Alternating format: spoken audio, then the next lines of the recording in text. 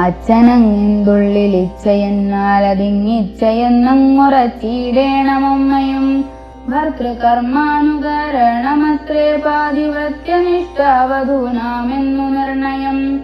മാതാവു മോദാലനുവദിച്ചിടുകിലേതുമേ ദുഃഖമെനിക്കില്ല കേവലം. കാനനവാസം സുഖമായി വരും തവ മാനസേ ഖേദം കുറച്ചു വാണിടുകിൽ എന്നു പറഞ്ഞു നമസ്കരിച്ചിടിനാൻ. പിന്നെയും പിന്നെയും മാതൃപാദാന്തികെ പ്രീതി കൈക്കൊണ്ടെടുത്തുത്സംഗസീനി ചേർത്താതരാൽ മൂർധ്നിഭാഷാഭിഷേകം ചെയ്തു.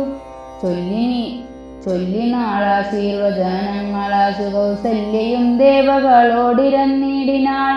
സൃഷ്ടികർത്താവേ വിരിഞ്ച പത്മാസന പുഷ്ടതയാബ്ധേ പുരുഷോത്തമാഹരേ മൃത്യുഞ്ജയ മഹാദേവ ഗൗരീപദേ വൃത്രാരി മുമ്പായ ദിക്പാലകന്മാരെ ദുർഗേ ഭഗവതി ദുഃഖവിനാശിനി സർഗസ്ഥിതിലയകാരിണി ചണ്ഡികേ നിന്മകനാശു നടക്കുന്ന നേരവും കൽമഷം തീർന്നിരുന്നിടുന്ന നേരവും തന്മതി കെട്ടുറങ്ങിടുന്ന നേരവും സമ്മോദമാർന്നു രക്ഷിച്ചിടുവിൻ നിങ്ങൾ.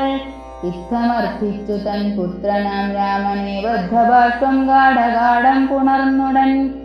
ഈ 7 സംവത്സരം കാനനെ വസിച്ചാരാൽ വരികെന്നനുവദിച്ചിടിനാൾ. തൽക്ഷണേ രാഘവം നത്വാ സഗദ്ഗദം ലക്ഷ്മണൻ താനും പറഞ്ഞാനനാകുലം. എന്നുള്ളിലുണ്ടായിരുന്നൊരു സംശയം നിന്നരുളപ്പാടു കേട്ടു തീർന്നു തുലം. ത്വൽപാദസേവാർത്ഥമായി നടിയനും ഇപ്പോൾ വഴിയെ വിട കൊള്ളണമെന്നുമേ മോദാലതിനായനുവദിച്ചിടണം.